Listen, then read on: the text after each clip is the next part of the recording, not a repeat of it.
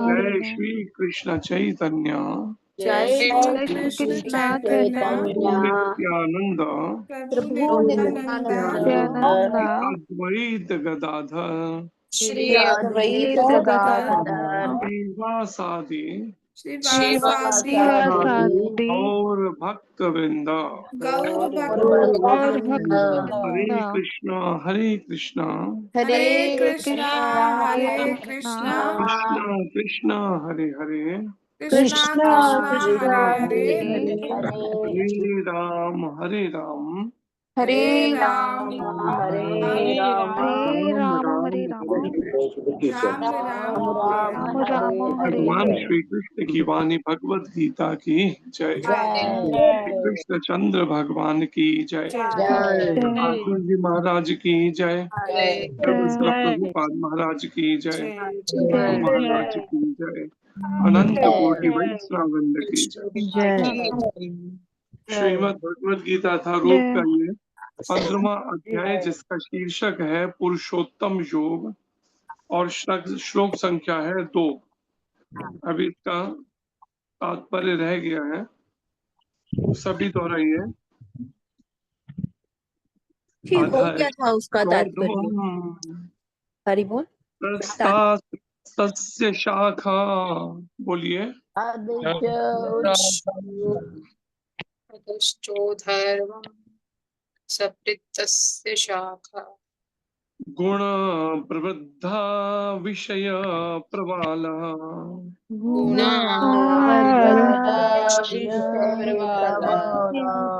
पूरा हो गया था तात्पर्य इसका? हाँ जी प्रभु जी, हो गया था इसका। ठीक, तीसरा और चौथा बोलिए। नारूपमस्ते तथोपलब्धते नाम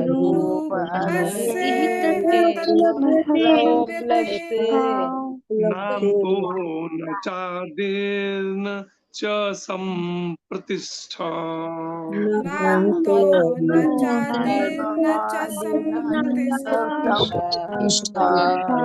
प्रथमेनं सुविरूढ़मूला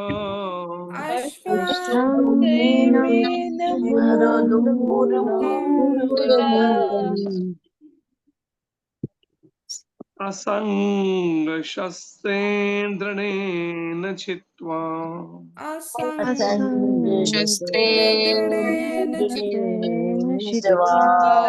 ततः पदं तत्परिमार्गितव्यम्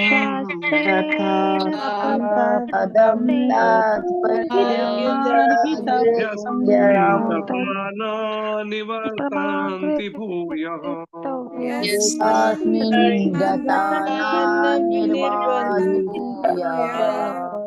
तमेव चाद्यं पुरुषं प्रपद्ये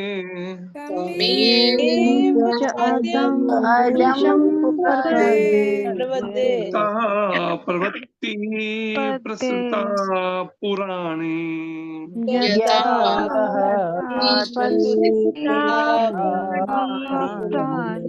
न रूपमस्ये ततोपलब्धते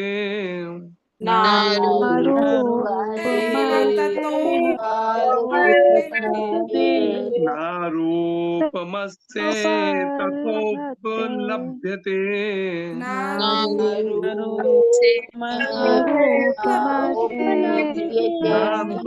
न चादिर्न च संप्रतिष्ठा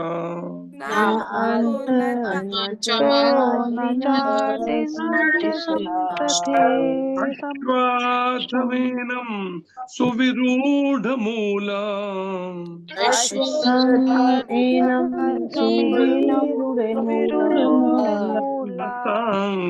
असंगशस्त्रेण दृढेन छित्त्वा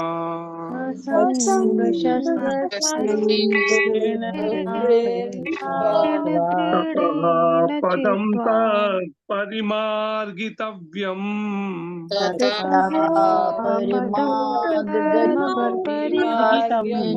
तस्मिन् गता न निवर्तन्ति भूयः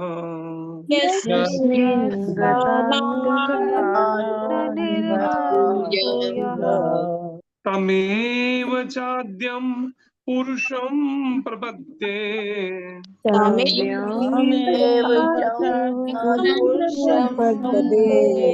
यतः प्रवृत्तिः प्रसृता पुराणे।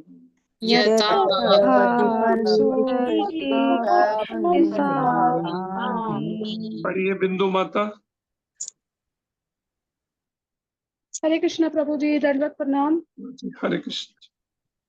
न रूपमस्येह तथोपलभ्यते नान्तो न चादिर्न च सम्प्रतिष्ठा अश्वत्थमेनं सुविरूढमूलम् असङ्गस्य सत्रेण दृढेन छित्त्वा ततः पदं तत्परिमार्गितव्यं यस्मिन् गता न निवर्तन्ति भूयः त्वमेव चाद्यं पुरुषं प्रपद्ये यत प्रवृत्ति प्रसृता पुराणी। धन्यवाद प्रभु जी। हरे कृष्ण। पढ़िए सोनिया शर्मा माता। हरे कृष्ण प्रभु जी, धन्यवाद। हरे कृष्ण जी। नारूपमस्येह तथोपलभ्यते नानत्वनाचार्दिना च सम्प्रतिष्ठा अश्वत्थमेनं सुविरूढमूलमसङ्गशस्त्रेण दृढेन छित्त्वा तथा पदं तत्परिमार्गितव्यं यस्मिन् गता न निर्वन्ति भूय तमेव चाधं पुरुषं प्रपद्ये यथा प्रवृत्ति प्रसृता पुराणी। हरे कृष्ण प्रभु जी। यहाँ पे माँ जो है ना, उसमें मूलम में माँ ऊपर जाके वो असंग आ जाएगा शब्द, बस ये है असंग शस्त्रेण। उर्वशी माता। हरे कृष्ण प्रभु जी, दंडवत प्रणाम। हरे कृष्ण जी। नारूपमस्येह तथा उपलभ्यते न अन्त न चादिना च सम्प्रतिष्ठा अश्वत्थमेनं सुविरूढमूलम् असङ्गे शस्त्रेण दृढेन छित्त्वा ततः पदं तत्परिमार्गितव्यम् यस्मिन् गता न निर्वर्तन्ति भूया तमेव चाद्यं पुरुषं प्रपद्ये यथा प्रवृत्ति प्रसृता पुराणी। हरे कृष्ण प्रभु। हरे कृष्ण। ट्विंकल माता। हरे कृष्ण प्रभु जी। हरे कृष्ण।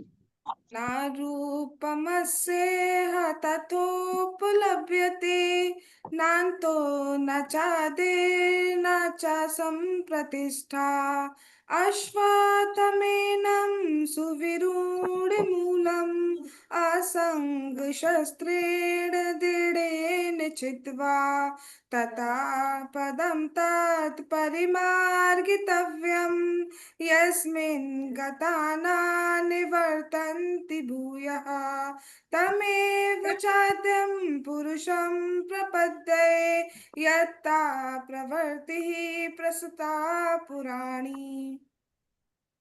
आयशिका माता। हरे कृष्ण प्रभु जी, प्रणाम। हरे कृष्ण।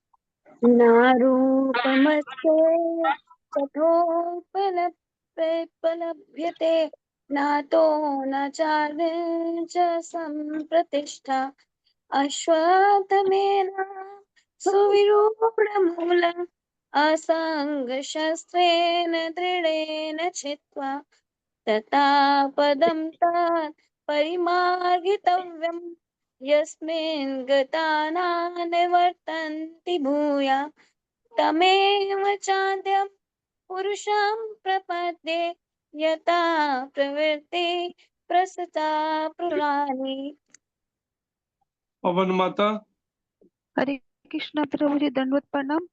जी। हरे नारूपमस्येह रूपमस्य तथोपलभ्यते नान्तो न चादिं च सम्प्रतिष्ठा अश्वत्थमेनं सुविरूढमूला प्रसङ्गशास्त्रेण दृढेन चित्वा ततः पदं तत् परिमार्गयित्वम् यस्मिन् गता न निर्वन्ति भूया तमेव चाद्यं पुरुषं प्रपद्ये यतः प्रवृत्तिः प्रसिता पुराणी।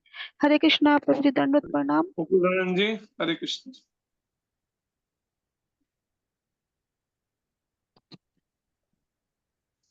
दंडवत प्रणाम। जी, हरे कृष्ण। न रूपम् अस्येह तथोपलभ्यते नान्तो न चादिं मेनं सुविरूढमूला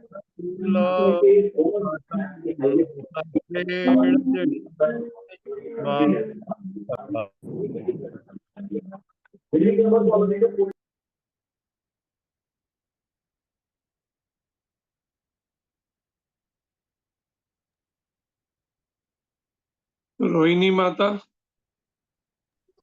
हरे कृष्णा प्रभु जी, दंडवत प्रणाम। जी, हरे कृष्ण।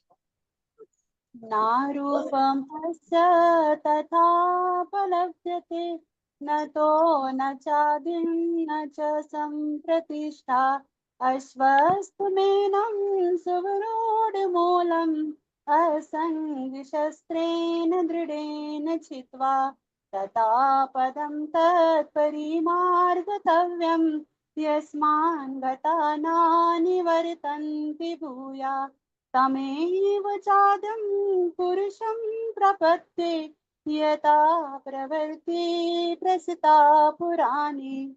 हरे कृष्णा प्रभु जी, दंडवत प्रणाम। रजनी माता। हरे कृष्ण प्रभु जी, दंडवत प्रणाम। हरे कृष्ण जी।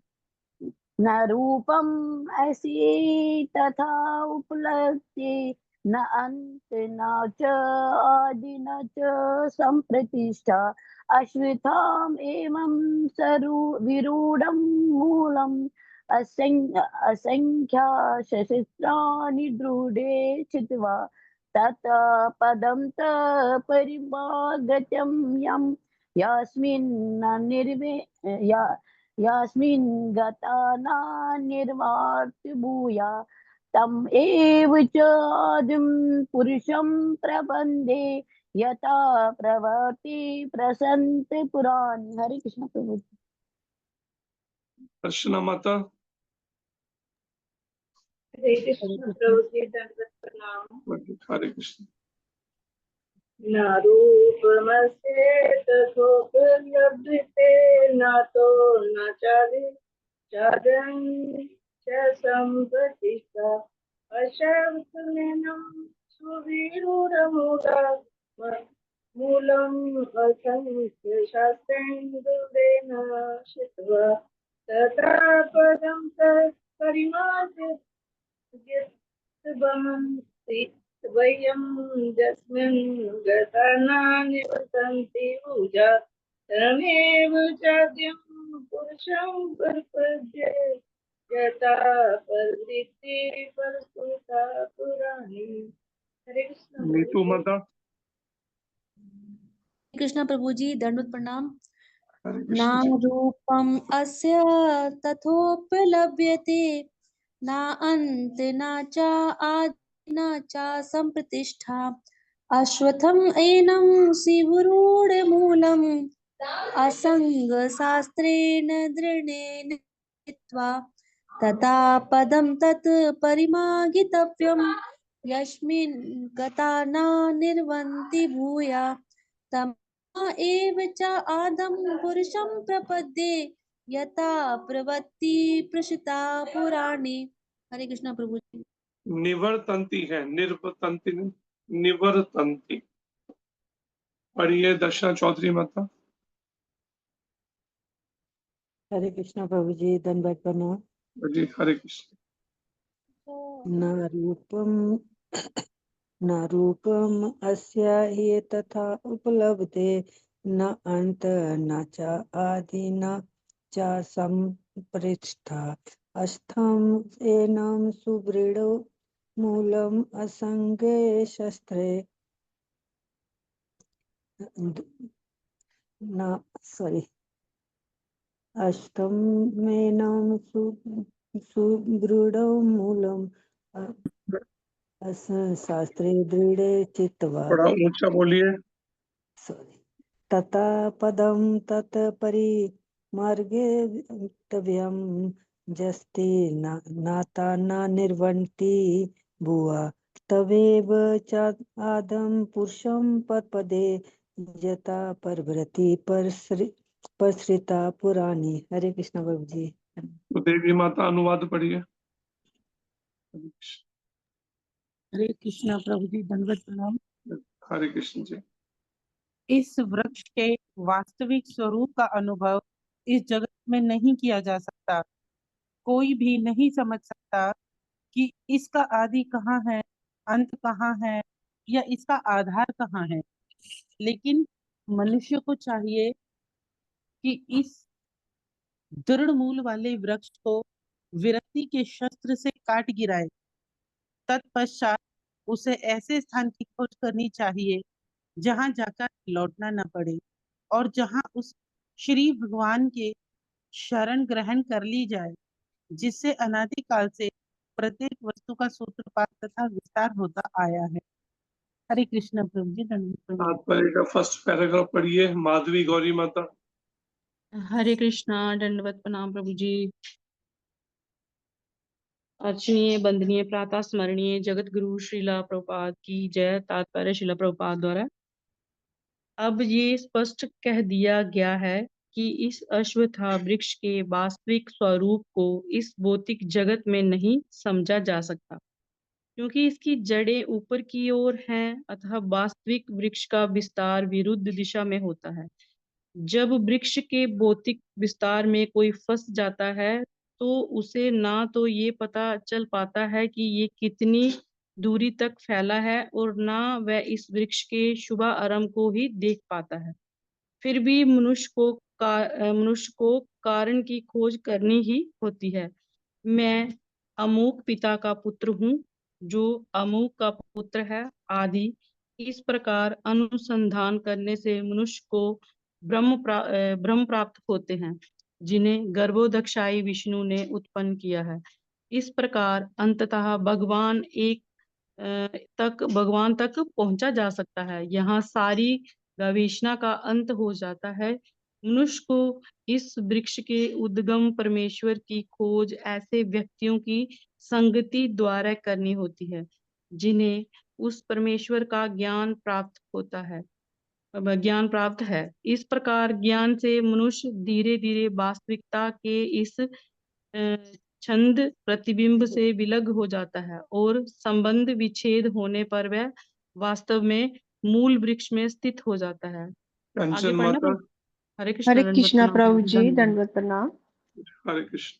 इस प्रसंग में असंग शब्द अत्यंत महत्वपूर्ण है, क्योंकि विषय भोग की आसक्ति तथा भौतिक प्रकृति पर प्रभुता अत्यंत प्रबल होती है।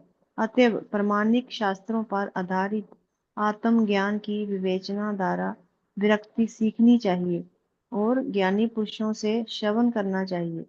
भक्तों की संगति में रहकर ऐसी विवेचना से भगवान की प्राप्ति होती है। तब सर्वप्रथम जो करणीय है वह है भगवान की शरण ग्रहण करना।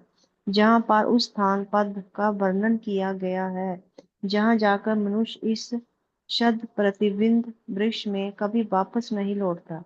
भगवान कृष्ण वह आदि मूल है जहाँ से प्रत्येक वस्तु निकली है। उस भगवान का अनुग्रह प्राप्त करने के लिए केवल उनकी शरण ग्रहण करनी चाहिए, जो श्रवण कीर्तन आदि द्वारा भक्ति करने के फल स्वरूप प्राप्त होती है। वह ही भौतिक जगत के विस्तार के कारण है। इसकी व्याख्या पहले ही स्वयं भगवान ने की है। अहं सर्वस्य प्रभवा, मैं प्रत्येक वस्तु का उद्गम हूँ। अतएव इस भौतिक जीवन रूपी प्रबल अश्वत्थम के वृक्ष के बंधन से छूटने के लिए कृष्ण की शरण ग्रहण की जानी चाहिए। कृष्ण की शरण ग्रहण करते ही मनुष्य संवेद इस भौतिक विस्तार से विलग हो जाता है। हरे कृष्णा प्रभु जी, धन्यवाद। भगवान श्री कृष्ण कहते हैं अर्जुन को, अर्जुन के माध्यम से ये दिव्य उपदेश दे रहे हैं संसार के समस्त जीवों के लिए। भगवान कृष्ण कहते हैं इस वृक्ष के, जिसकी चर्चा भी पिछले श्लोक से चल रही है, श्लोकों से, इस वृक्ष के वास्तविक स्वरूप का अनुभव इस जगत में नहीं किया जा सकता। ये वास्तविक स्वरूप क्या है, इसका मतलब क्या होता है वास्तविक स्वरूप का? इस वृक्ष के वास्तविक स्वरूप का अनुभव इस जगत में नहीं किया जा सकता। इसका मतलब क्या हुआ?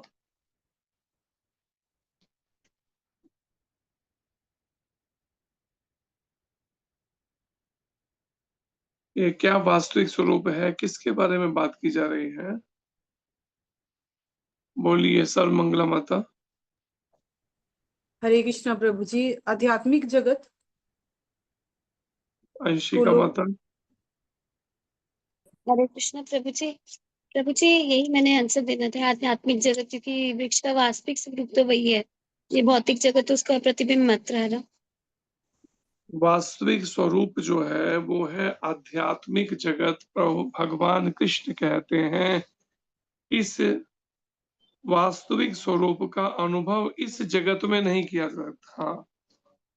अगर हम अनुभव करना चाहें आखिर ये गोलोक वृंदावन धाम कैसा होगा, कृष्ण लोक कैसा होगा, इस बारे में हम कितनी भी बुद्धि लगा लें, लेकिन अंत कहाँ पे होगा? जिसे वेद कहते हैं, गुरु महाराज कहते हैं, नेति नेति गाया वेदों ने, पार नहीं पाया वेदों ने। वेद भी इसको पार नहीं पा सके, अंत में नेति नेति, बस इससे आगे नहीं बता कर सके। तो ये बात स्पष्ट की जा रही है यहाँ पर। भगवान कृष्ण स्वयं कहते हैं आप लोग इस भौतिक जगत में रहकर आध्यात्मिक जगत का अनुभव या कल्पना तक ठीक से नहीं कर सकते आप। अगर ये प्रामाणिक आचार्य हमें इस श्रीमद् भागवत जैसे और गीता जैसे ग्रंथ से ना बताएं तो हम नहीं समझ सकते आध्यात्मिक जगत क्या है। हम तो खाली कल्पना ही कर रहे हैं कि उसमें घूमते रहेंगे। शायद ऐसा होगा जैसे वो है ना, एक आता है, एक उदाहरण के तौर पे, एक बार कुछ नेत्रहीन जा रहे थे, अचानक सामने से हाथी आ गया। अब सारे के सारे नेत्रहीन है, सूरदास है। अब एक के हाथ में हाथी की पूंछ आई, कहता है वो तो लगता है ये पूंछ जैसा, रस्सी जैसा होता है हाथी जो है। दूसरे के हाथ में टांग आई, कहता है नहीं नहीं ऐसा नहीं है, रस्सी जैसा नहीं, हाथी जो है वो तो एक खंबे जैसा होता है। तीसरे के हाथ में सूंड आई तो वो सूंड के अनुसार। तो सब अलग अलग तरह की अपने उसके ऊपर कल्पनाएं करने लगे, लेकिन सच्चाई क्या है? ना हाथी रस्सी जैसा होता है, ना ही खंबे जैसा। ऐसे ही भगवान कृष्ण कहते हैं अगर आप वास्तविक स्वरूप इस वृक्ष का या आध्यात्मिक जगत का आप अनुभव करना चाहते हैं तो इस जगत में रह के तो नहीं किया जा सकता। तो इसका मतलब फिर इस जगत में रहकर नहीं कर सकते तो कैसे होगा अनुभव, ये बता दीजिए फिर आप। हाँ जी, इस जगत में तो हो नहीं सकता, तो फिर कैसे हो सकता, आप ये बता दीजिए, बताइए। लगाइए थोड़ी बुद्धि, लगाइए, कसरत, एक्सरसाइज करिए बुद्धि की तरह। जब भगवान कृष्ण ने ही कह दिया कि इस जगत में अनुभव नहीं हो सकता वास्तव, फिर कैसे? बोलिए उर्वशी माता। हरे कृष्ण प्रभु जी। जी प्रभु जी, गुरु की शरण में जाके साधु संगति में रहकर हरि नाम कीर्तन करने से। और इसके अलावा क्या करना पड़ेगा?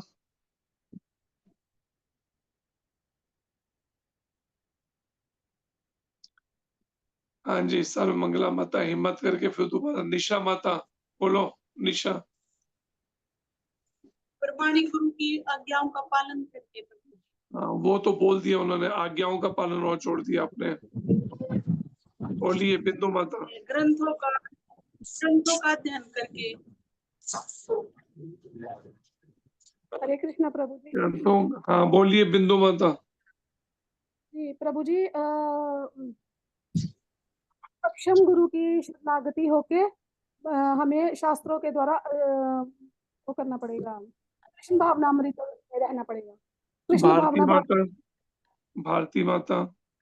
हरे कृष्णा प्रभु जी। दंडवत। हरे कृष्ण। प्रमाणिक गुरु के चरण में जाके हमें कृष्ण भावनामृत में प्रगति करके भगवत धाम पहुंचना पड़ेगा। वहां पे हम अभी तो भगवत धाम पहुंचने की बात नहीं हो रही, अभी तो हो रही है वास्तविक स्वरूप का अनुभव कैसे हो इसी भौतिक जगत में रहते हुए। अभी तो धाम में जाने की बात ही नहीं, इतनी जल्दी क्यों जाने की इच्छा आपकी? पहले अभी जितनी बात हो रही है उतने का आंसर देना है ना सोनिया शर्मा माता। प्रभु जी श्रवण और कीर्तन के द्वारा। श्रवण और कीर्तन के द्वारा। पवन माता। हरे कृष्णा प्रभु जी। प्रभु जी विरक्ति भी ले सकते हैं हर चीज से, विरक्ति के द्वारा। हाँ जी, प्रभु जी विरक्ति, विरक्ति के द्वारा। विरक्ति के द्वारा। नीलम माता। हरे कृष्णा प्रभु जी। दंडवत प्रणाम। हाँ जी। प्रभु जी वैष्णवों से सुन सुन के हम अनुभव कर सकते हैं, डेली श्रवण कर करके सुन सुन के हम अनुभव भगवान के बारे में श्रवण कर। रोहिणी माता। हरे कृष्णा प्रभु जी। हम बालक होना चाहिए और लगा लो की शरण में जाके। बाकी म्यूट क्यों नहीं करते? क्या बीमारी है आप लोगों को? जो बोल रहे हो उसके अलावा क्यों शुरू हो जाते हो आप लोग बीच में? म्यूट क्यों नहीं करते अपने? उसको बार बार कहना क्यों पड़ता है एक ही क्लास के अंदर? क्यों आवाजें और आने लगती है उसके अलावा? प्रभु जी अभी इनको म्यूट किया, ये गंगा कुछ नाम है ये, और एक बार निशा कहना भाटी। पड़ेगा इनको। अभी थोड़ी देर पहले कोई म्यूट बात, किया था। इनके नाम सब नोट करते रहते, चिंता मत करिए। दीक्षा के समय होगा उस समय इंटरव्यू, उस समय बात करेंगे सबसे। जब रह जाएंगे ना अगले साल 1 साल के लिए, तो उस दिन बात करेंगे सबसे। अभी कोई दिक्कत नहीं। प्रभु जी अभी 2 बार म्यूट कर दिया, फिर इन्होंने अनम्यूट कर। हाँ कोई बात नहीं, नोट करते जाएंगे हम सबके। माधवी गौरी माता। हरे कृष्णा। दंडवत प्रणाम प्रभु जी। हाँ जी, हरे कृष्ण जी। प्रभु जी सक्षम गुरु के निर्देश से। हाँ वो तो है, लेकिन इसके अलावा और ये है इसमें प्रमाणिक गुरु के मार्गदर्शन में इंद्रियां, मन और बुद्धि तीनों का आध्यात्मिकरण करना होगा। अभी क्या है, अभी हर चीज भौतिक तरीके से सोच रहा है दिमाग। आंखें देखती हैं तो भी केवल शरीर दिखते हैं, ये कुत्ता है, ये बिल्ली है, ये ऐसा है, ये केवल शरीर दिख रहे हैं। इंद्रियों के जैसे जैसे हम लगातार लगे रहेंगे ना कृष्ण भावना भावित कर्म करने में, धीरे धीरे वो परिपक्व अवस्था आएगी जब इंद्रियां जो है रहेंगी, लेकिन उनमें विष नहीं रहेगा। इनमें सांप तो है, लेकिन सांप की अगर विष की थैली निकाल ली जाए, उसके दांत आगे के हटा दिए जाए, तो कितना फू फू करता रहे कि कर कुछ नहीं सकता। ठीक ऐसे ही भगवान के जो शुद्ध भक्त, वो लगातार भक्ति में अपने को लगाए रखकर शास्त्र के अनुसार बिल्कुल जब मर्यादित तरीके से जब भक्ति करते हैं, तो धीरे धीरे ये सारा विष या जहर या वासना पूरी तरह से खत्म हो जाती है। उस समय में बिल्कुल मन एकदम निश्चल हो जाता है, बिल्कुल कैसी भी मन के अंदर विकार नहीं जागता, एक बार भी वासना नहीं जाती, विकार नहीं आती 24 घंटे में। आंखें खुली हैं लेकिन वासना नहीं जाग रही, कान सुन रहे हैं लेकिन वासना नहीं जाग रही। अब वो स्थिति तो केवल एक रामानंद राय जी की थी, जो ललिता सखी जी के अवतार थे। क्या कहा जब उनके बारे में महाप्रभु को बताया गया कि जगन्नाथ जी के जिस समय में उनके लिए कह सकते हैं उनकी लीला जब की जाती है जगन्नाथ जी की और उनके, तो जगन्नाथ जी की जो दासियां हैं जो सेवा में रहते हैं, तो उनका जब श्रृंगार करना होता है तो रामानंद राय जी 16-16 साल की माताओं का अपने हाथों से श्रृंगार करते हैं। ये बात जब महाप्रभु तक पहुंची तो महाप्रभु ने उत्तर क्या दिया, ये तो केवल रामानंद राय ही कर सकता है, मैं भी ऐसा नहीं कर सकता, क्योंकि मैं भी अगर काष्ठ की स्त्री का स्पर्श करूं तो मेरे मन में भी विकार आ जाए। जबकि महाप्रभु की ऐसी स्थिति नहीं, लेकिन महाप्रभु रामानंद राय जी का महिमा गान करते हुए बता रहे हैं, रामानंद राय जी की स्थिति क्या होगी, कल्पना करके देखिए। लेकिन इतना भी साथ कहा, इसकी कोई नकल नहीं कर सकता संसार के अंदर। कोई मूर्ख व्यक्ति अगर रामानंद राय जी की नकल करना चाहे उन जैसी, तो निश्चित रूप से उसका पतन है। नकल नहीं कर सकता कोई रामानंद राय जी की स्थिति की। तो ठीक इसी तरीके से जब इंद्रियां, मन, बुद्धि प्रामाणिक सक्षम गुरु के मार्गदर्शन में जब वो कृष्ण भावना से भावित या उनका आध्यात्मिकरण जैसे जैसे होता चला जाता है, निरंतर भजन भक्ति सेवा में लगे रहने से एक समय ऐसी स्थिति आ जाती है कि जब इस भौतिक जगत में रहते हुए भी वास्तविक स्वरूप का अनुभव वो इजीली, आसानी से कर सकता है। लेकिन भगवान कृष्ण भी अगर यहाँ कह रहे हैं तो जरूर उसके पीछे कुछ कारण क्या है, 100% नहीं कर सकेंगे, कुछ परसेंट हो पाएगा, 10%, 20%, 50%, 60%, 80%, 100 पे नहीं पहुंच सकता। 100 के लिए तो फिर गोलोक धाम ही जाना पड़ेगा, पूर्ण रूप से गोलोक धाम का अनुभव करने के लिए। भगवान कृष्ण कहते हैं कोई भी नहीं समझ सकता इसका आदि कहाँ है, अंत कहाँ है, या इसका आधार कहाँ है। अब कोई भी व्यक्ति जब तक आध्यात्मिकता में पूरी तरह से, जब तक वो गूढ़ेपन में नहीं आया, पका नहीं, तब तक वो समझ नहीं सकता आखिर इसका आदि शुरुआत कहाँ से हुई, इस वृक्ष की अंत कहाँ पर हुआ, इसका आधार कहाँ पर है। लेकिन मनुष्य को चाहिए कि इस दृढ़ मूल वाले वृक्ष को, जिसका मूल इतना दृढ़ है, पक्का मूल वाले वृक्ष को विरक्ति के शस्त्र से काट गिराए। ये जो प्रतिबिंब रूप में जो भौतिक जगत के में जो हमारी मोह की फांस है, जो विषय भोग की काम इच्छाएं हैं, इसको विरक्ति, मन में वैराग्य लाकर, क्या वैराग्य लाकर, गुरु महाराज कहते हैं कि मैं शरीर नहीं हूं, मैं तो इस शरीर में रहने वाली जीवात्मा हूं, जो कि परमात्मा भगवान कृष्ण की अंश है।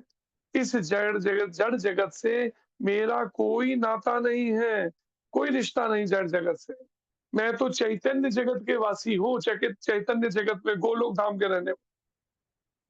इस बात को बार बार स्मरण करते हुए इस संसार की जड़ वस्तुओं के प्रति विरक्ति, वैराग्य लाना, और फिर उस वैराग्य की शस्त्र से उस अपने अज्ञान को और मोह के उस पाश को, बंधन को, गांठ को काट गिराना। तत्पश्चात उसे ऐसे स्थान की खोज। अब विचार कीजिए, इस तरह के अज्ञान को, मोह को काटने के लिए है तो सभी के लिए कठिन, लेकिन माताओं के लिए कुछ ज्यादा कठिन है। क्यों? क्योंकि माताओं का कुछ अधिक ही मोह होता है, ऐसा शास्त्र भी कहता है। इस परिस्थिति में विचार कीजिए कितनी मेहनत करनी पड़ेगी, विशेषकर सभी के लिए और विशेषकर माताओं के लिए। सोचिए, जिनको एक ही जन्म में भगवत प्राप्ति करनी है।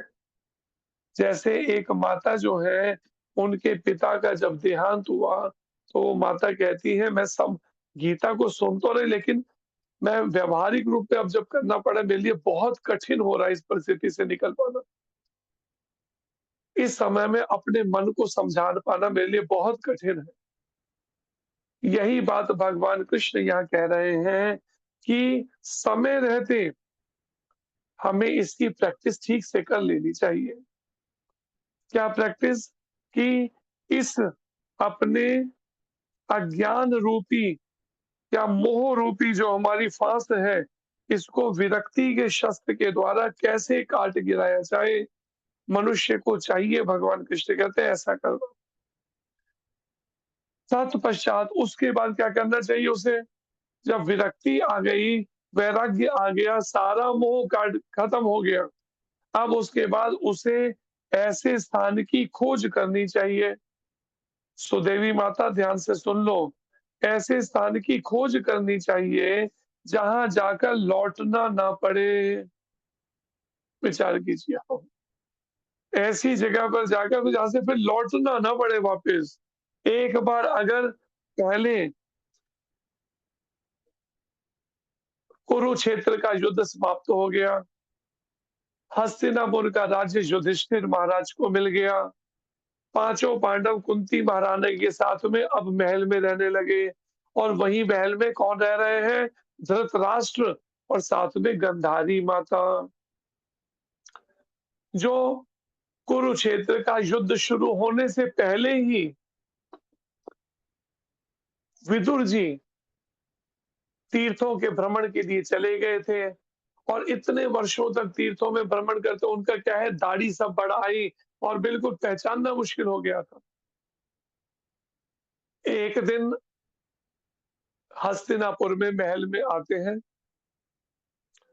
और धृतराष्ट्र को कहते हैं कि अब ऐसे समय में जब तेरे सारे पुत्र जो पूरी तरह से एक तरह से अधर्म पर उतारू हो रखे थे, उन सबका वध हो चुका।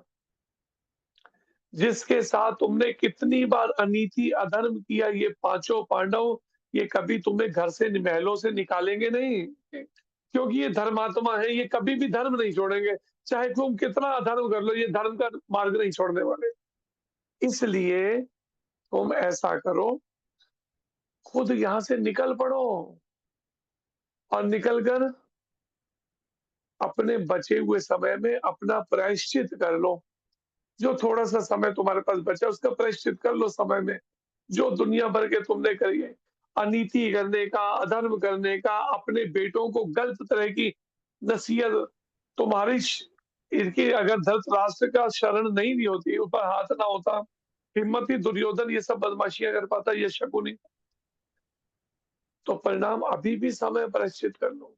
दिन में तो ये पांडव जाने नहीं देंगे, इसलिए अच्छा ये आधी रात को निकल पड़ो, और परिणाम आधी रात को वहां से विदुर जी धृतराष्ट्र को, तो गंधारी माता कहती मैं भी चलूंगी। जब ये पता चला कुंती माता कहती मैं भी साथ चलूंगी। परिणाम ये तीनों वहां से विदुर जी के साथ निकल गए। प्रातः काल पांचों पांडव और विशेषकर युधिष्ठिर जी प्रातः काल उठकर स्नान करके सबसे पहले उनके चरण छूने के लिए आते थे। धृतराष्ट्र के, गंधारी माता के, कुंती माता के। जब वो महल में उनके उसमें आए तो देख रहे हैं वहां पर पता ही नहीं कि धृतराष्ट्र का, गंधारी माता का, इन सब का, बड़े व्याकुल हो गए। अन्न जल का त्याग कर दिया कि मैं भी प्राण त्याग, जब तक नहीं मिलेंगे। तब आगे कहीं नारद जी ने समझाया कि भाई उनको अपना प्रायश्चित कर लेने दो, क्यों मोह में फंसाना चाहते हो उनको। अगर वो चले गए हैं, अब उनको दोबारा दोबारा ढूंढो मत, जहां भी है वो ठीक से सुरक्षित है। उनको अब ऐसे स्थान पर जाकर उन्हें क्या किया, ध्यान किया, अपने हाथ से अपने सारे कार्य करने शुरू किए। खुद पानी भर के लाना, खुद सारे कार्य करना, नेत्रहीन होते हुए भी। और फिर परिणाम प्राणायाम और ये सब करते हुए, अभ्यास करते हुए, ध्यान लगाते हुए भगवान के चरणों में आखिरी समय शरीर छोड़ा और मोक्ष की प्राप्ति की। तो यहाँ पर यही बात को भगवान कृष्ण भी समझा रहे हैं। तत्पश्चात जब विरक्ति के शस्त्र से अपनी मोह की और अज्ञान की फांस को, किस अज्ञान की फांस को? मोह की फांस, मैं और मेरा, मैं स्त्री हूं, मैं पुरुष हूं, मैं ब्राह्मण हूं, मैं क्षत्रिय हूं, मैं ब्रह्मचारी हूं, मैं गृहस्थी हूं, मैं इंजीनियर हूं, मैं डॉक्टर हूं, मैं अमृतसर की रहने वाली हूं, मैं बंबई का रहने वाला, ये जितनी भी मोह की फांस, ये सारे के सारे, इस मोह और अज्ञान की फांस को विरक्ति के शस्त्र से काटना होगा, वैराग्य के शस्त्र से। क्या वैराग्य के शस्त्र? इस संसार में कोई भी मेरा नहीं है, मैं तो जीवात्मा हूं, मैं शरीर नहीं हूं, इस जड़ जगत से मेरा कोई रिश्ता नाता नहीं है। तत्पश्चात उसे ऐसे स्थान की खोज करनी चाहिए जहां जाकर लौटना ना पड़े फिर कभी दोबारा वापस, और जहां उस भगवान की शरण ग्रहण कर ली जाए। किस भगवान की? जिससे अनादि काल से प्रत्येक वस्तु का सूत्रपात तथा विस्तार होता आया है। अनादि काल से, शुरुआत से सृष्टि के, क्या प्रत्येक वस्तु का सूत्रपात, जितने भी वस्तुएं हैं संसार में सब दिख रही हैं, उन वो उत्पत्ति और उनका आगे विस्तार, एक्सपेंशन जो होता रहा है, सब ये सब सूत्रपात जिस अनादि काल से प्रत्येक वस्तु का हुआ भगवान से, उन भगवान की शरण ग्रहण कर ली जाए। प्रभुपाद जी कहते हैं अब यह स्पष्ट कर दिया गया है कि इस अश्वत्थ वृक्ष के वास्तविक स्वरूप को इस भौतिक जगत में नहीं समझा जा सकता, क्योंकि इसकी जड़ें ऊपर की ओर हैं। अतः वास्तविक वृक्ष का विस्तार विरुद्ध दिशा में होता है। जैसे जल में पानी के किनारे का वृक्ष उल्टा दिखता है, जड़ दिखती है ऊपर की और वो नीचे की ओर वृक्ष दिखता है, उल्टा जैसा दिखती है परछाई में। ठीक ऐसे ही उल्टी दिशा के अंदर उसका विस्तार हुआ है शाखाओं।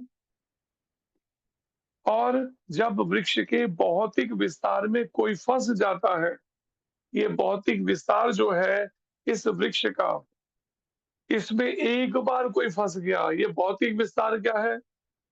भौतिक विस्तार क्या चीज है, जरा बता दीजिए। हाँ जी बोलिए सर, मंगला बता। हरे कृष्णा प्रभु जी। 84 लाख जोनिया।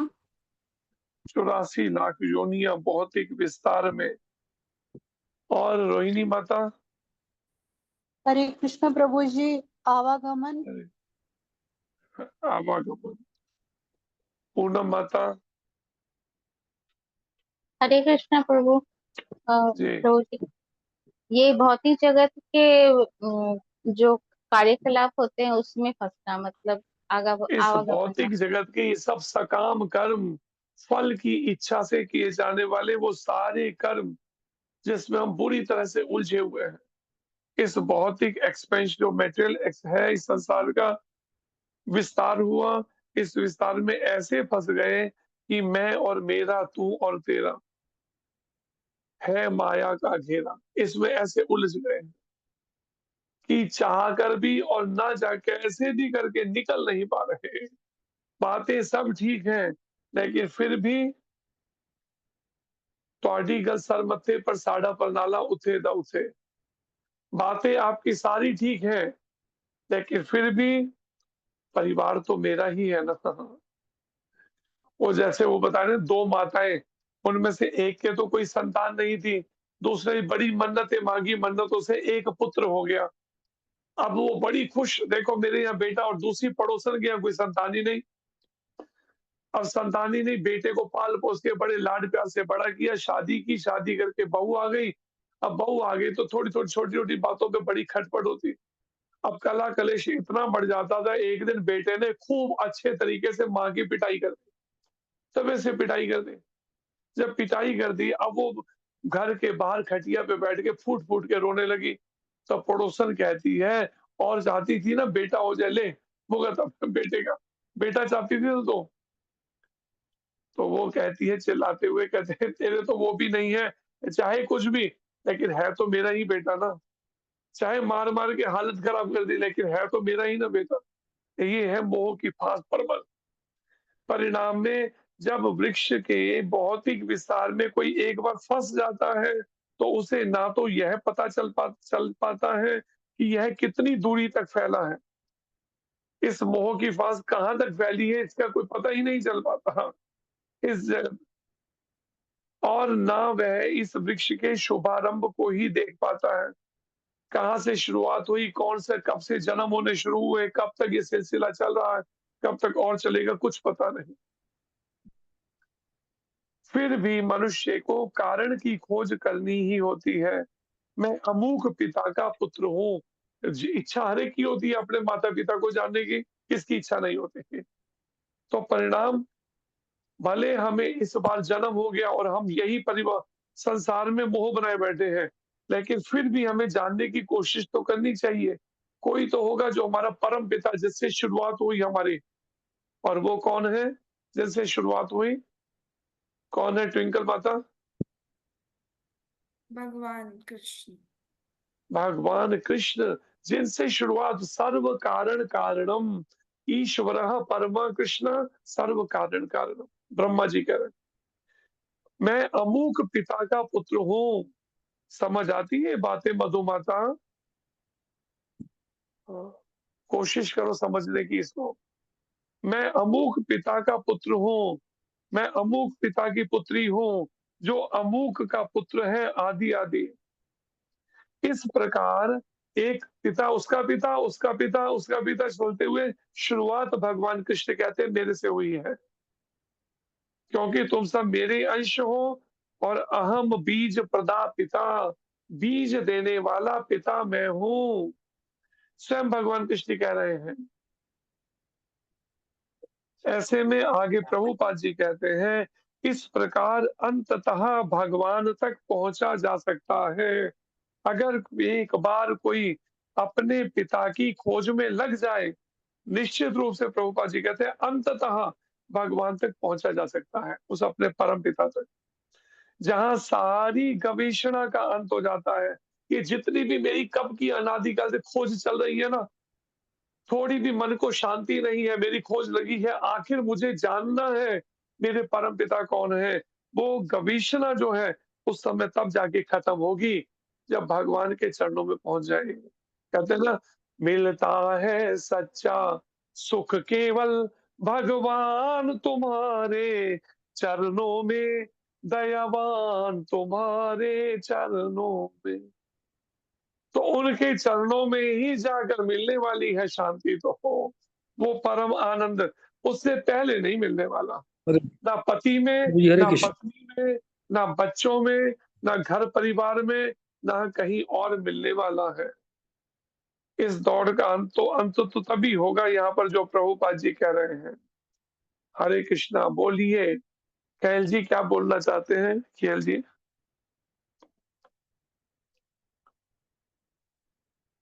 अनम्यूट किया था, आप कुछ बोलना चाहते हैं क्या? इस बात को यहाँ समझिए।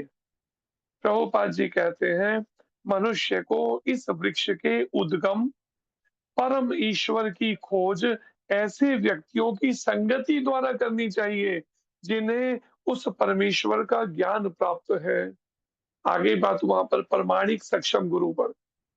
प्रमाणिक सक्षम गुरु, उनके माध्यम से व्यक्तियों की संगति द्वारा हमें उस परमेश्वर की या इस वृक्ष के उद्गम की खोज करनी चाहिए, जिन्हें परमेश्वर का ज्ञान प्राप्त है। इस प्रकार ज्ञान से मनुष्य धीरे धीरे वास्तविकता के इस छंदम प्रतिबिंब से विलग हो जाता है। एकदम नहीं कहा, धीरे धीरे होगा। ये मोह की फांसी या अज्ञान जो है एकदम दूर नहीं, शब्दों से जान लिया, लेकिन व्यवहारिक रूप देना जो है उसको एड़ी चोटी का जोर लगाना पड़ेगा। क्योंकि जहां पर थोड़ी सी भी अगर इससे हटकर अपने इसको व्यवहारिक रूप देने की अगर थोड़ी भी बात सोचते हैं ना, बस उसी समय वो सब सामने समाज आके खड़ा हो जाता है। वो सब रिश्ते, वो समाज, जिनको इनको कैसे छोड़ेंगे हम, वो सब वो आ जाता है। और संबंध विच्छेद होने पर वह वास्तव में मूल वृक्ष में स्थित हो जाता है। और जिस समय में संबंध विच्छेद हो जाए इस भौतिक जगत से, इस मोह और अज्ञान से, तो वह वास्तव में मूल वृक्ष में स्थित हो जाता है, अपने उस आध्यात्मिक जो वास्तव में आत्मा और परमात्मा का जीव विज्ञान है उसमें स्थित हो जाता है। लेकिन ये धीरे धीरे जैसे जैसे व्यवहारिक रूप जीवन में देते जाएंगे, इस जड़ जगत से अपना मोह धीरे धीरे हटाते हुए भगवान श्री कृष्ण में हम आसक्ति बनाते जाएंगे, तो धीरे धीरे स्थिति आएगी, एकदम नहीं आएगी। जैसे गुरु महाराज कहते हैं, धीरे धीरे रे मना, धीरे सब कुछ होए, माली सींचे 100 गणा, ऋतु आए फल होए। 100 घड़े एक साथ पानी डालने से वृक्ष में जो है आम नहीं लग जाएंगे। उसके लिए तो प्रतीक्षा करनी ही पड़ेगी, पकना पड़ेगा, गूढ़ापन लाना पड़ेगा। थोड़ी भी भावुकता, थोड़ी भी जल्दबाजी, थोड़ा भी धैर्य खो देने पे परिणाम रास्ता तय नहीं होगा उस तेजी से। रास्ता तो तय होगा किसमें? प्रामाणिक सक्षम गुरु की आज्ञाओं में जब हम चलेंगे, धीरे धीरे वो ढलेगा, एकदम नहीं ढलेगा। भगवान श्री कृष्ण की वाणी भगवत गीता की जय। श्री जय कृष्ण चंद्र भगवान की जय। श्री जय अर्जुन जी महाराज की जय।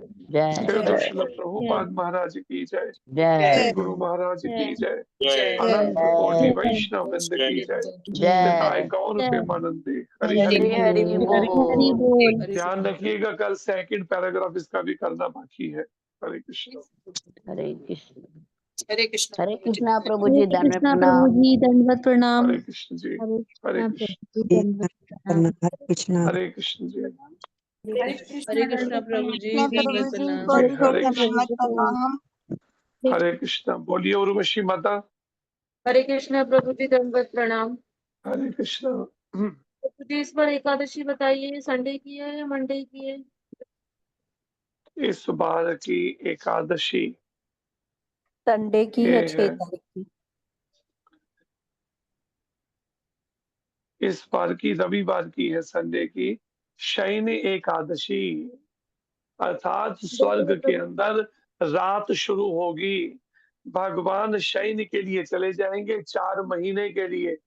जो भी धर्म कर्म करना है 6 तारीख से पहले पहले कर लीजिए। 6 तारीख के बाद भगवान शयन को जाएंगे। फिर कोई धार्मिक कोई ऐसा अनुष्ठान शुभ कार्य नहीं किया जाएगा 4 महीने तक। छुट्टी 4 महीने के लिए। प्रभु जी, हमारे यहाँ जगन्नाथ रथ यात्रा निकलनी है उस संडे को, एकादशी वाले दिन। हाँ, वैसे एक 5 तारीख लास्ट डेट है। 5 से पहले 5 तारीख तक निकालनी चाहिए, क्योंकि हाई कोर्ट ने जो लॉ किया वो दिया है उसके अंदर तो यही बात कही है, 9 दिन के अंदर यात्रा निकल जानी चाहिए। फिर भी कोई छोटी जगह है तो और बात है, बड़ी जगहों पे हाई नाइट हो जाते हैं बात, तो तब दिक्कत आ सकती है। ठीक ठीक प्रभु जी। ठीक है प्रभु जी, एकादशी इट मीन संडे को है। संडे को है एकादशी। हरे और कृष्ण। ये 4 महीने के लिए कहाँ जाएंगे भगवान, बता शयन। दीजिए जरा। मैंने कहाँ बताया था, कहाँ जाएंगे 4 महीने? जब स्वर्ग में रात हो जाएगी, भगवान शयन कर जाएंगे, तो कहाँ जाएंगे? जी प्रभु जी, निशा बलि माता, महाराज। बिना पूछे क्यों बोलने की आदत पड़ गई है?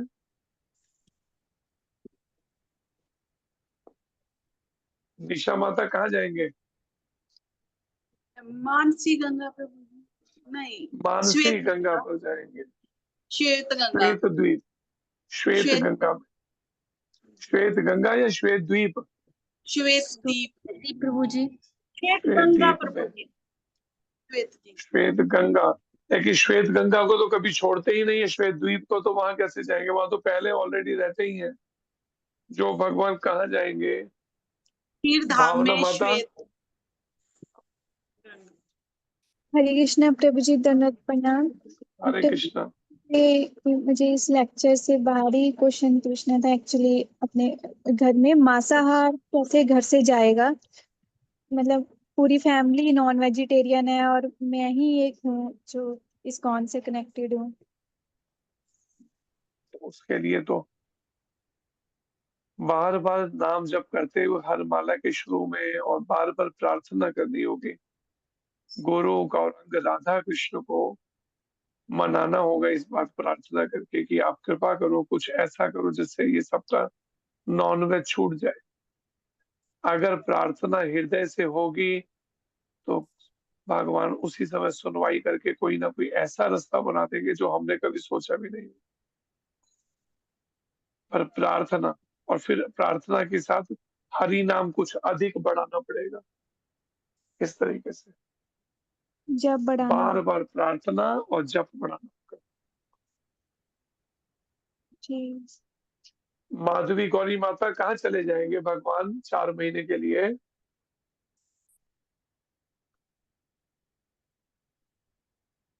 महाराज जी के पास।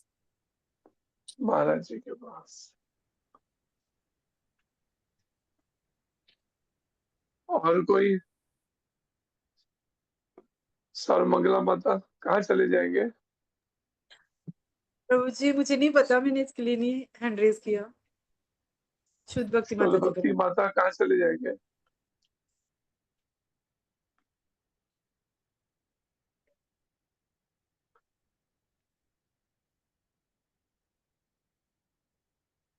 किससे? भारती माता कहाँ चले जाएंगे भगवान? हरे कृष्ण प्रभु जी, पाताल लोक। जी, पाताल लोक में बलि महाराज के पास में 4 महीने बलि महाराज के पास रह के शयन भी करते हुए और साथ में उनकी सेवा स्वीकार करेंगे बलि महाराज की। तो ये 4 महीने अब 6 तारीख से भगवान शयन करेंगे। बोलिए, और क्या प्रश्न है किसी का? उर्वशी माता। प्रभु जी ये 4 महीने के लिए जब शयन के लिए जाएंगे तो फिर ये सावन में क्या वही प्रोसीजर है कि वो फिर भोले बाबा को दे जाते हैं, मतलब कुछ ऐसा? भोले बाबा को भगवान तो शयन को जाते हैं, लेकिन अल्टीमेट तो भगवान का कंट्रोल तो है ही ना सृष्टि पे। भगवान सीधे तो कंट्रोल करते नहीं। अभी प्राइम मिनिस्टर अमेरिका जाता है, कनाडा जाता है, इसका मतलब थोड़ी भारत में अव्यवस्था। नीचे इतना बड़ा स्टाफ भी तो है भाई। 33 करोड़ देवी देवताओं का स्टाफ किसने रखा हुआ है? वो तो पीछे का प्रभु जी सारा मैनेज कर। तो वही जी। मैं कहना चाह रही हूँ कि सावन में भोले बाबा को कंट्रोल दे जाते हैं। हाँ, शिव जी को भी सबका है अपना अपना, जिन जिन को जो डिपार्टमेंट मिले। सो शिव जी को आसानी से दे नहीं सकते ना। शिव जी को मत ही छेड़े तो अच्छा है, वो शांति से। अगर उनको छेड़े तो वो कहीं तांडव करना शुरू कर दे तो फिर प्रलय ही कर डालते सृष्टि में। इसलिए उनको आराम से भजन करने देते तो ज्यादा अच्छा। बाकी देवी देवता है संभालने वाले, दुर्गा माता है रजोगुण की, इन सबको।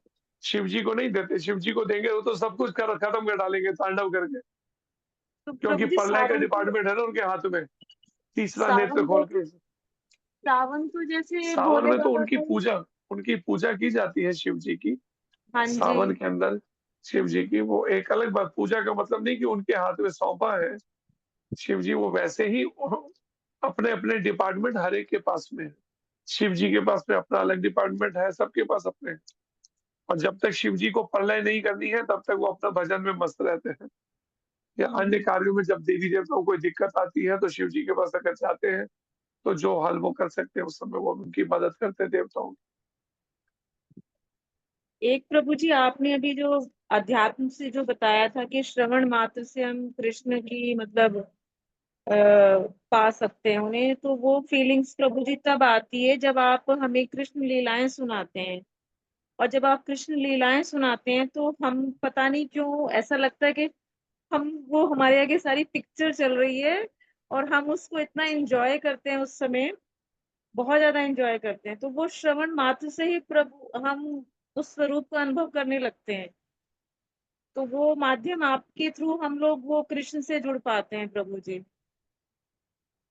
लेकिन जब तक हम 24 घंटे के लिए उस स्थिति में स्थित नहीं होते तो ये थोड़ी देर के लिए अनुभव भले हमें लगे, लेकिन अगले ही पल जो अभी जो यहाँ पर आज के श्लोक में भी वर्णन आ था, विरक्ति, जब तक विरक्ति हृदय में दृढ़ नहीं हुई है तब तक मन फिर दोबारा संसार में विषय में जाएगा तो उसका पूर्ण रस का आस्वादन नहीं कर सकेंगे तब तक।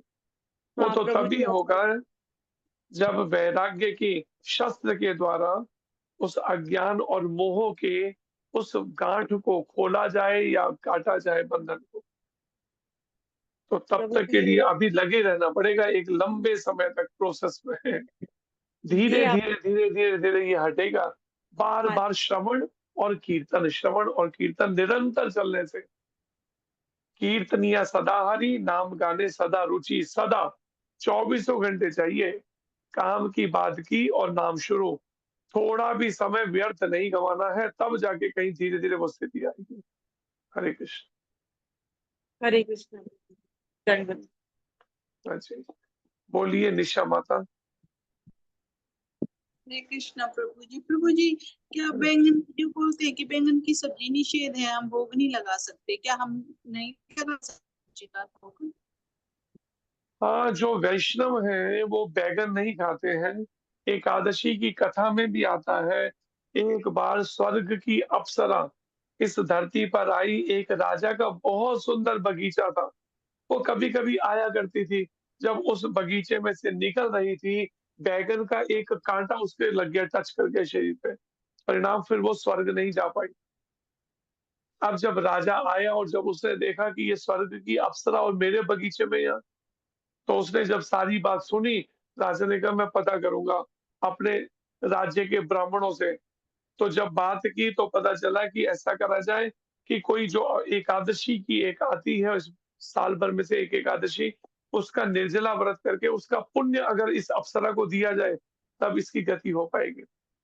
तो फिर राजा ने और प्रजा ने सबने व्रत रखा। राजा ने अपना वो एकादशी का, निर्जला एकादशी के व्रत का पुण्य उस अप्सरा को जैसे ही दान किया, वो फिर दोबारा स्वर्ग के लिए रवाना हो गए। तो वो बैगन इतना अशुद्ध माना गया, अपवित्र माना गया। या बैगन जो है एक तरह से वो शरीर में तमोगुण के उसको विकार को जन्म देता है। बहुत हीट होती है गर्मी उसके अंदर, और उससे क्या है, शरीर में इंद्रियों में उत्तेजना या वासना विकार जागने का वो रहता है। ऐसा भी एक कारण है। इसके अलावा कुछ और जो कारण है उसके अंदर से, देवताओं का और असुरों का जब संग्राम हुआ, जब असुर हारने लगे, उन्होंने चालाकी क्या चली, बीच में कुछ गायें छोड़ दी। अब देवताओं ने शस्त्र चलाने बंद कर दिए, क्योंकि गाय की हत्या तो महापाप मानते, लेकिन असुरों के लिए कोई पाप ही नहीं समझते। जैसे मुसलमान काटे जा रहे हैं तो वो पाप नहीं समझते इसको। तो परिणाम में उसमें कुछ गायें कट गई, उनके अंग जहाँ गिरे वहां से कुछ ऐसी चीजें पैदा हुई जिसको सेवन नहीं किया जाता। उसमें कई और भी चीजें, मेहंदी भी है उसमें। पहले इसलिए शादियों में मेहंदी नहीं लगाते थे, उस समय वो लगाते थे, क्या कहते हैं, लाल रंग की, जो गांवों में अब भी लगाई जाती है। क्या नाम है उसका, सर्वमंगला माता, रौली कहते, क्या कहते, कुछ ऐसा कुछ कहते हैं। जी प्रभु जी, वो बंगाल में लगाई जाती है वो। क्या कहते हैं उसका नाम? प्रभु जी आलता। हाँ? प्रभु जी कुछ आदमी आलता। तंबाकू भी नहीं खाते, फूल गोभी। तो वो तो ये मेहंदी का जो रिवाज है ये बीच में ऐसे चल गया है, लेकिन वही ठीक है लगाना। मेहंदी लगाना ठीक नहीं है शायद। और इस पे अब तो पूरे फेस्टिवल शुरू हो गए, शादी से पहले का पूरा एक दिन मेहंदी ही लगाने का शुरू हो गया। ये पहले नहीं था। ये जैसे जैसे कलयुग के प्रभाव से मुसलमान और इस सब का संग मिल रहा है ना, उससे ये इस तरह का भटकाव आ रहा है। सनातन धर्म में ऐसा कभी नहीं था पहले। हल्दी लगाते थे, याद था उसका जो लगा, हल्दी और इनका वो लगाया जाता था, लेकिन उससे करके बदल के क्या कर दिया, उसकी जगह मेहंदी कर दी गई है। ये ठीक नहीं।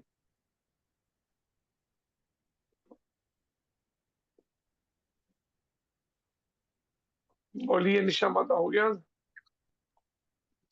बोलिए माधवी माता, माधवी गौरी माता। हरे कृष्णा प्रभु जी, दंडवत प्रणाम। हरे कृष्ण। प्रभु जी, जैसे आप बोलो कोई भी मतलब शुभ कार्य नहीं करना होता है, कोई भी मतलब जैसे उसमें कोई, जैसे अपने घर का कोई रिटायरमेंट पे आ रहा है, तो मतलब जैसे कीर्तन भजन करवा के उसका मतलब स्वागतम करने के लिए मतलब नहीं करना चाहिए वो भी? कीर्तन भजन के लिए नहीं मना किया, जैसे गृह प्रवेश है या इस तरह का वो चीजें नहीं करनी चाहिए। गृह प्रवेश जी है जी या प्रभु जी, बस शादियां, यही मैरिज पूछ रही है, थी कि जैसे, विवाह का है, ये सब नहीं होते हैं। हाँ जी, कीर्तन तो जैसे कभी अपना भी, नया गृहस्थी बनाया उसमें भी नहीं जाना चाहिए? कीर्तन तो कर सकते हैं प्रभु जी, कीर्तन। जैसे वो जो रिटायर हो रहे हैं, जी। हाँ, जैसे रिटायरमेंट अपने घर के सदस्य की ही है, मतलब उस टाइम मतलब हो चुका होगा, जैसे ये शायन एकादशी का मतलब व्रत आप जो बोल रहे हो चुका, उसके बाद आ रहे हैं वो, तो मतलब उन्होंने साथ में कीर्तन भी रखवाया है, और फिर मतलब जैसे उन्होंने लोगों के लिए प्रसादम भी, तो मतलब जैसे वो आएंगे मतलब 30 30 साल सर्विस करके, तो उनके लिए ये तो फिर जैसे फौज से रिटायरमेंट मिलती है वो तो आएंगे ही ना। वो तो हर व्यक्ति अपने घर पर ही आएगा, कहाँ जाएगा। लेकिन संकीर्तन हाँ के द्वारा वो कर सकते हैं, लेकिन कोई नया और शुभ कार्य जैसे मैंने बताया, शादी है, गृह प्रवेश, इस तरह के नहीं किए जाते। जी नहीं प्रभु जी, करें तो अच्छा है। जी धन्यवाद प्रभु जी। हरे कृष्ण। हरे कृष्ण। बोलिए अर्चना माता। प्रभु जी हरे कृष्णा प्रणाम। हरे कृष्ण जी। जी प्रभु जी मेरा एक क्वेश्चन ये है कि जब भगवान पाताल लोक जाते हैं तो जो वो पाताल लोक के जो वासी होते हैं, नरकवासी होता है, उनका उद्धार होता है प्रभु जी? पाताल लोक में नरकवासी नहीं रहते हैं, उसके लिए अलग से पाताल लोक के नीचे 28 और 29 तरह के नरक हैं, उनमें रहते हैं नरकवासी। पाताल नरक लोक में नहीं आता है। पाताल तो इसी अच्छा। ब्रह्मांड के अंदर आता है। इस ब्रह्मांड के बाहर अलग से नीचे 28 तरह के, कुछ जगह 29 तरह के नरकों का वर्णन है। वो नरकों में रहते हैं ये सब पापात्मा। पाताल लोक में नहीं। पाताल लोक में तो बलि महाराज है ना, वो राज्य कर हाँ रहे हैं। बलि महाराज, हाँ जी। तो वो नरक में नहीं रह रहे बलि महाराज, उन्होंने भगवान को समर्पण किया। समर्पण करने वाला नरक में नहीं रहता, वो अलग से लोक है। जैसे पृथ्वी लोक है, ऐसे पाताल लोक भी। अच्छा बोलिए बिंदु ठीक है माता। सर।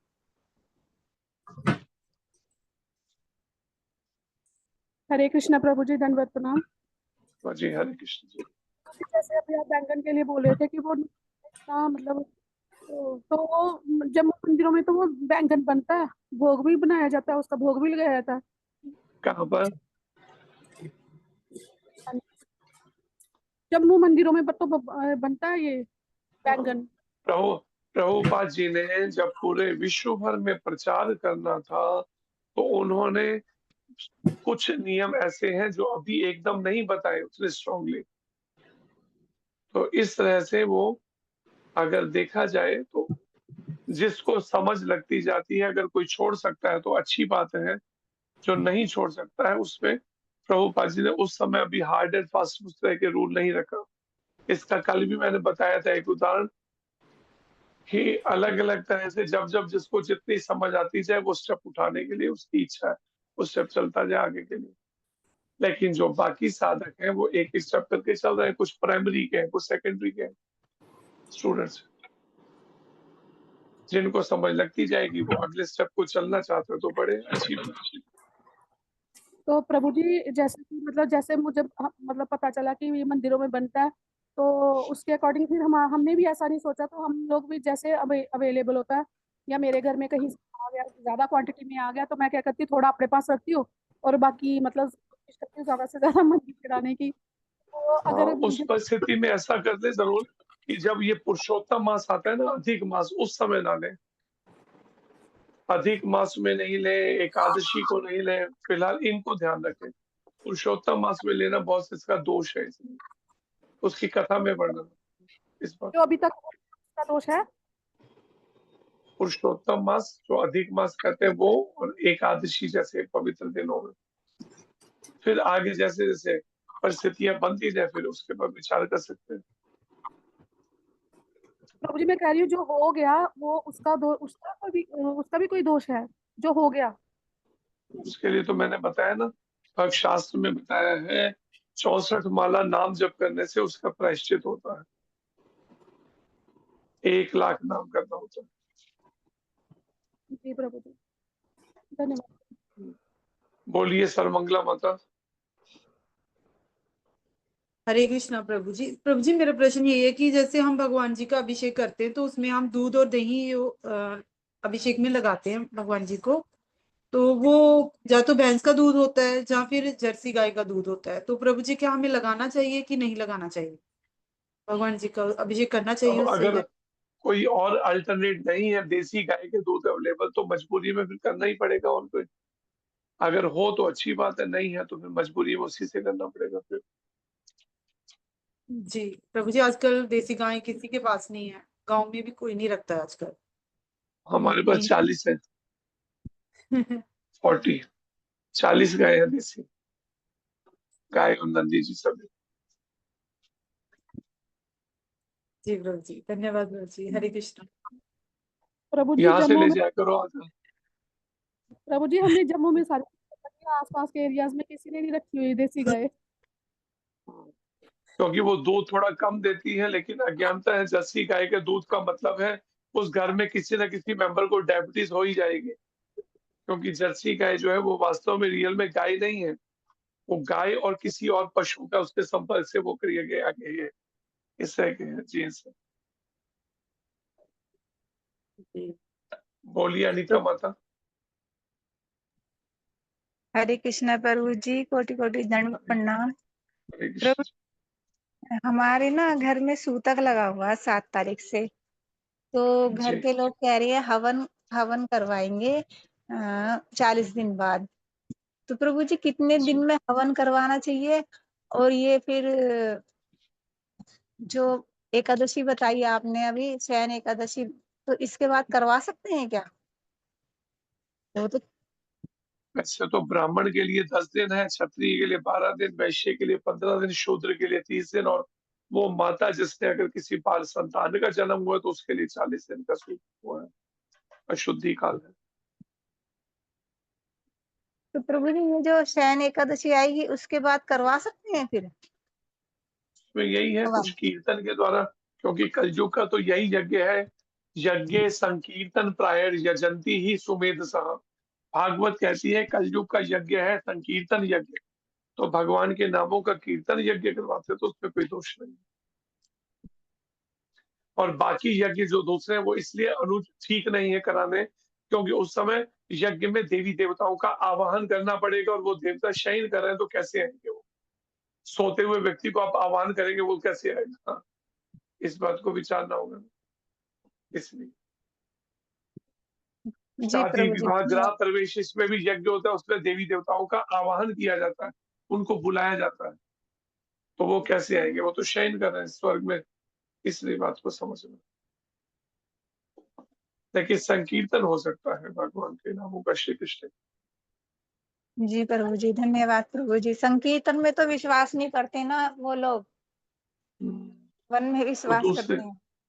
तो दूसरे यज्ञ के अंदर उनका आवाहन जो है वो देवता तो शयन कर रहे हैं, स्वर्ग में भी तो रात शुरू हुई है, अब सोते व्यक्ति को जगाएंगे तो क्या करेगा? विचार कर लो।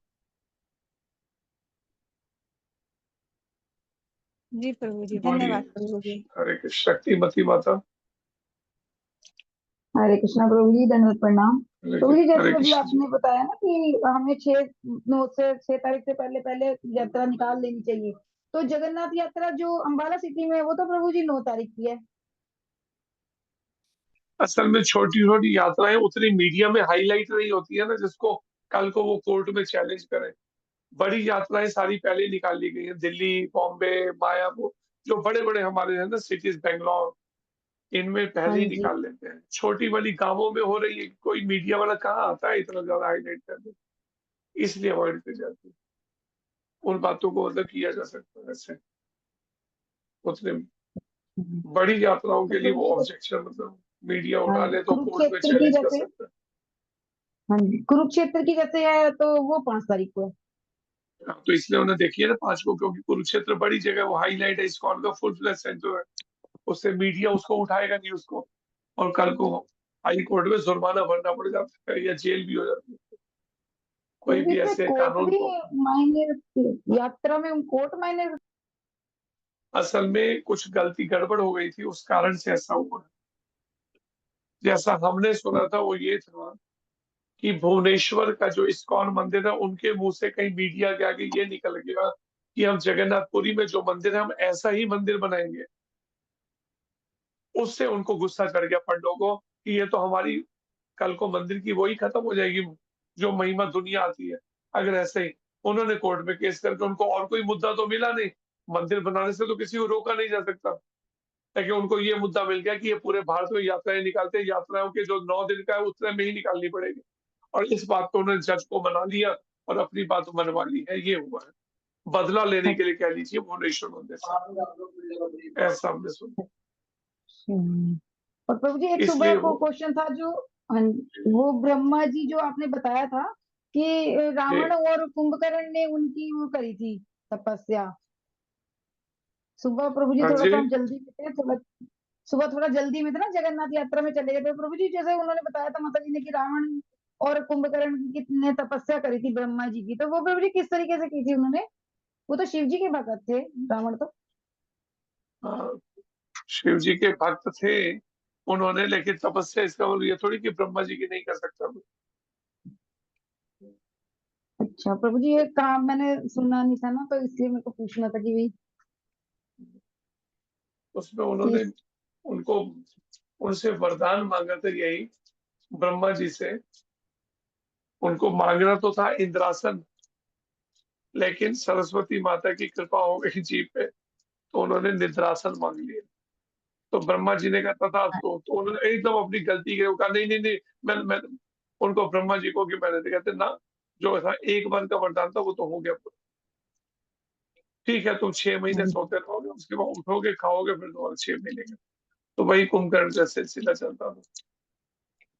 अच्छा, वो कुंभकर्ण ने मांगा होगा निद्रासन, जो वो कहते 6 महीने सोते तो 6 महीने 6 जागते हैं। महीने से, हाँ इसलिए। ठीक है ठीक है। हरे कृष्णा प्रभु जी, थैंक यू। बोलिए नीला माता। हरे कृष्णा प्रभु जी। हरे कृष्ण जी। प्रभु जी, जो अभी बात चल रही थी पाताल लोक में, तो प्रभु जी जहाँ बलि महाराज जी रहते हैं, क्या वहां पे सूरज की लाइट होती है या अंधेरा होता है वहां पे? जो धरती के नीचे वाले लोग हैं, ऐसा वर्णन है, वहां पर सूर्य का प्रकाश नहीं जाता है। तो वहां पे जैसे मणियां हैं या नागलोक है, इनमें नागों के उन पे फनों पे मणियां हैं, उनसे प्रकाश होता है, या इसी तरह की कुछ मणियां हैं उनसे प्रकाश होते हैं उन लोगों के अंदर। वासुकी नाग है या इस तरह के, इनके उनसे प्रकाश होता है। सूर्य का प्रकाश नहीं जाता धरती के नीचे, वो धरती के ऊपर के लोकों में ही रहता है ये प्रकाश। जी प्रभु जी, धन्यवाद प्रभु जी। हरे कृष्ण। हरे कृष्ण जी। बोलिए ऋतु माता। हरे कृष्ण प्रभु जी, दंडवत प्रणाम।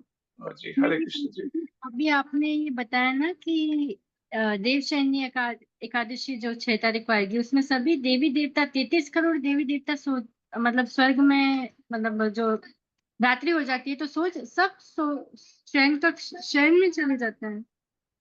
हाँ, देवता जो है वो शयन में जाते हैं, लेकिन आप ये भी तो देखते हैं आर्मी जो है उनकी छुट्टी होती है, लेकिन अगली वाली मोर्चा संभाल लेती है ऐसा।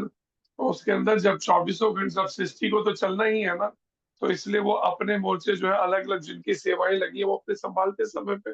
सूर्यदेव भी शयन को कहाँ जाते हैं, देखो ना, चंद्रदेव भी नहीं जाते। जिनकी जो सेवाएं वो उस तरह से करते हैं। सूर्यदेव शयन को चले गए तो फिर तो हो गया काम, सारी सृष्टि में ही सबका सब -डिग्री में चला जाएगा और सब फ्रीज हो जाएंगे, जम जाएंगे। नहीं, ये बात नहीं समझ आई कि वो आपने बोला कि 4 महीने का होता है, तो 4 महीने स्वर्ग में जितने भी देवी देवता होते हैं होता वो है 6 महीने का है, लेकिन ब्रह्मोत्सव 4 महीने होता नहीं है कि मेन जो है रात की शुरुआत और आधी रात निकल जाए उसके बाद से ब्रह्मोत्सव शुरू हो जाता है, इसलिए मैं 4 महीने का रहा हूँ। अदरवाइज तो 6 महीने का टाइम, जनवरी में जाके खत्म होगा कहीं जाकर, मिड ऑफ जनवरी, 10-11 तारीख से जब से वो उत्तरायण में जाएगा सूर्य, तब ये पूरे होगी रात को 12 घंटे अगर पूरे होगा। इस बीच जैसे नवरात्र आते हैं, या जैसे हम लोग शिव जी के सावन और मनाते हैं, तो ये इन सब की हम लोग पूजा करते हैं, तो ये मतलब ये ऑन ड्यूटी लाइक ये सब होते हैं कि हाँ हम इनकी पूजा करते हैं, तो ये जी जी, वो तो उनका डिपार्टमेंट ही ऐसा है ना, तमोगुण के सब। अब तमोगुण के अंदर तो असुर जो है वो थोड़ी जाएंगे। असुर तो अपने देखने ही नहीं, अभी लोग 3-3 बजे तक जागना शुरू हो गए, पहले रात को सोते थे अब जागते हैं पूरी रात भर। घर में बच्चों को ही देख लीजिए कैसे चेंज हो रहा है तमोगुण के बाद। अब 11 से 3 बजे का समय सोने का है, तो वो जाग रहे हैं, 3 बजे सोने जाते हैं वो, जब दुनिया के जागने का समय होता है। हाँ, ये तो है प्रभु तो वो जी। इसी तरह से आसुरी स्वभाव प्रवृत्तियां जो है वो हावी होती जा रही है, उसी तरह का नेचर। वो कहते हैं हमें नींद ही नहीं आती, उल्टा होता जा रहा है। तो जैसा जैसा खान पान जैसा जैसा होगा वैसा बदलता जाए, परिवर्तन ऐसे धीरे धीरे आता जाएगा, कलयुग अपने पांव पसारेगा। अच्छा प्रभु जी, एक और क्वेश्चन ये पूछना था कि कभी जैसे भक्ति करते करते अचानक से है ना ऐसा लगता है कि है ना, जैसे हम पहले उठा करते थे 3-4 बजे के बीच में, अब वो उठना एकदम ऐसे बंद सा हो गया है, और क्यों ऐसा लग रहा है कि अब भक्ति में एकदम फॉल डाउन से एकदम से ऐसे क्यों क्यों हो जाता है, मतलब एकदम से है ना ट्रैक से नीचे उतर गए। ये स्थिति कब होती है? मतलब मेरे साथ थोड़ा ऐसा हो रहा है, तो मैं बहुत डिस्टर्ब हो रही हूँ इस चक्कर में। कि ऐसा क्यों हो रहा है। मैं पहले बहुत सही रूटीन था, अब थोड़ा रूटीन में बहुत डिस्टरबेंस हो रही है। कई कारण हो सकते हैं, एक कारण नहीं है। नाम अपराध है, धाम अपराध है, सेवा अपराध है, वैष्णव अपराध है, संग दोष है, भूमि दोष है, तो अनेक तरह के हैं। उस पर पूरा देखना आपको 24 घंटे की अपनी पूरी एक एक उसका अध्ययन करना पड़ेगा, तो आपकी पूरी बात को कि आप 24 घंटे में क्या क्या करते हैं, पास्ट में कुछ ऐसा तो नहीं, वो सारी बात को रीड करने पे तब सही आंसर निकालने की कोशिश की जा सकती है। अधूरी बात से तो फिर पूरा आंसर कैसे होगा। तो दिनचर्या क्या है उस सबको वो करना पड़ेगा। आपके खान पान का ईटिंग हैबिट्स क्या है, लाइफस्टाइल क्या है, एक्टिविटीज क्या है, ये बहुत फर्क पड़ता है इन सब में। सारी चीजें काउंट करनी पड़ेंगी, तब जाके पता चलेगा। जैसे हमारे पास किसी ने आज वीडियो भेजा, तो एक है कोई महाराज जी से दीक्षा लेना चाहती है माता जी। अब वो वैसे बात करने में सब ठीक है, लेकिन वीडियो में कुछ और ही दिखाया गया। वो बेचारी वीडियो में जिस जगह पे पहुंची हुई है, जिस तरह का व्यवहार कर रही है, वो कहने लायक नहीं है। वो रिकॉर्डिंग मेरे पास वीडियो पर भेजी आज सुबह किसी ने कि देखिए ये है जो एक रूप पे महाराज जी के सामने है, महाराज जी आपसे दीक्षा लेनी है, और दूसरा ये भी इनका रूप है। तो वो वीडियो हमारे उस पर है, आज सुबह पहुंचा। तो बहुत कुछ ऐसा है जिसमें है, लेकिन भगवान तो हृदय में बैठे परमात्मा रूप में हर चीज को नोट कर रहे हैं। इसलिए अगर गुरु महाराज को, प्रभुपाद जी को मन ही मन प्रार्थना करके अगर प्रयास करेंगे, बार बार प्रार्थना करके, तो वो जरूर पकड़ में आ जाएगी बात कहाँ पर कमी छूट रही है, उस कमी को दूर करना पड़ेगा। नहीं तो फिर पूरा अध्ययन करना पड़ेगा, सारे आपके पूरे लाइफस्टाइल को, एक्टिविटीज को, आपके हर ईटिंग हैबिट्स को, तब कहीं जाके कोई डिसीजन हो पाएगा। ठीक है प्रभु जी, अध्ययन करेंगे इस पे मदद हाँ जी, अंशिका माता, करेंगे। प्रश्न आपका है या इसका प्रश्न इस साथ में जो है? हरे कृष्ण प्रभु जी, प्रणाम प्रभु जी। ये नई मेंबर आई है हमारी क्लास में, लक्ष्मी, तो इसको आप आशीर्वाद दीजिए। इसने जप करना शुरू किया है, 4 साल की है ये। हरे कृष्णा लक्ष्मी, हरे कृष्णा। रेगुलर माला करती रहना, माला छोड़नी नहीं है कभी भी, ठीक है? कितनी माला करती है? कितनी माला करती है? 4 4 रोज करनी है, ठीक है? हाँ, 4 माला रोज डेली की। जी प्रभु अच्छी बात है। प्रभु जी, अभी इसको बोला स्कूल का काम कर ले, तो जपथली पकड़ के बैठ जाती है, कहती है मैं माला कर लूं पहले, माला का समय हो गया मेरा। जी प्रभु, मैं कहा आज प्रभु जी से आशीर्वाद ले ले तू। हरे कृष्ण। हरे कृष्ण।